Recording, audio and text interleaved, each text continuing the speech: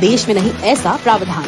Digital arrest से रहे सावधान। इन दिनों स्कैमर्स सीबीआई, ईडी, नारकोटिक्स के अधिकारी बनकर वीडियो कॉल के जरिए लोगों को ब्लैकमेल कर रहे हैं। स्कैमर्स नकली पुलिस और अधिकारी बनकर अनजान पार्सल, नारकोटिक्स या अन्य किसी मामले से आपको जोड़ देंगे या बताएंगे कि आपके आधार कार्ड और बैंक अकाउंट का उपयोग आपराधिक गतिविधियों के लिए किया गया है।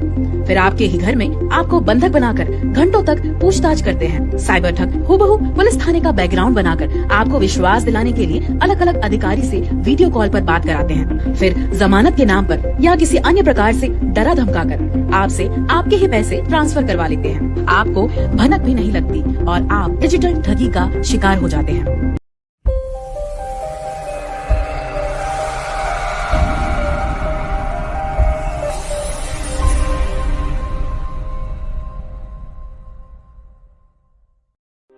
इंदौर क्राइम ब्रांच में एक प्रकरण दर्ज हुआ है जिसमें फरियादी जो कि एसबीआई के तत्कालीन मैनेजर ने बैंक के साथ हुई धोखाधड़ी की शिकायत दर्ज कराई है।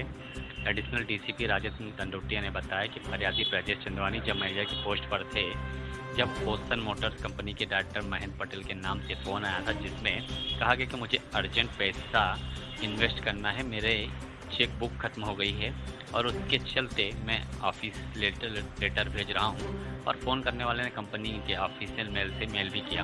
फरियादी के पास जब मेल और लेटर पहुंचा तो उन्होंने आए हुए लेटर पर दस्तखत देखते हुए बहू असली लग रहे थे, जिस पर फरियादी ने 3 बैंकों में तत्काल ट्रांजेक्शन कराया जो कि 27 लाख रुपए का था। ट्रांजेक्शन हो जाने के बाद मैनेजर ने ओसन मोटर कंपनी के डायरेक्टर से बात की तो उन्होंने कहा कि ऐसा कोई ट्रांजेक्शन उनके द्वारा नहीं किया गया है।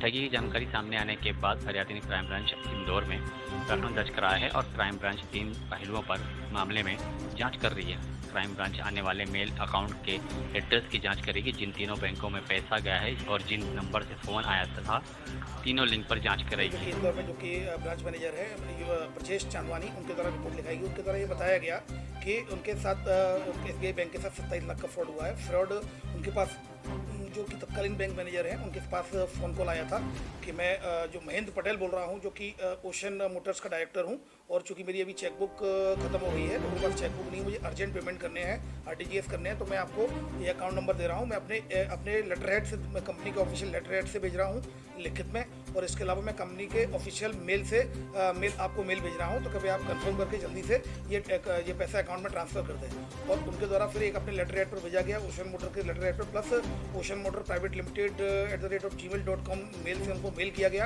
और 27 लाख रुपए 3 बैंक अकाउंट में ट्रांसफ़र करने के लिए कहा गया, जिसमें कि तत्कालीन बैंक मैनेजर ब्रजेश चंदवानी के द्वारा ये राशि 27 लाख रुपए 3 बैंकों में, जिसमें कि फेडरल बैंक और महिंद्रा कोटक बैंक और इसके अलावा इंडसइंड बैंक, इन तीनों बैंक अकाउंट में ट्रांसफ़र कर दी है। फिलहाल इसमें धोखाधड़ी की विभिन्न धाराओं में केस रजिस्टर्ड क्राइम ब्रांच में कर लिया गया है। इसमें 3 टेक्निकल पॉइंट्स हैं जिसमें कि जाँच की जा रही है, इन्वेस्टिगेशन की जा रही है। पहला जो कि मेल आया है उसका IP एड्रेस क्या है, कहीं स्पूफ मेल तो नहीं है। दूसरा, जो फ़ोन नंबर्स जो इनके द्वारा इस्तेमाल किए गए वो फ़ोन नंबर कहाँ के हैं। और तीसरा, इनके द्वारा जो कि ओशन मोटर का जो फर्जी लेटर हेड बनाया गया है, फर्जी लेटर हेड और जो बैंक जो अकाउंट्स है वो अकाउंट किसके हैं, इन सब पर क्राइम ब्रांच इन्वेस्टिगेशन कर रही है।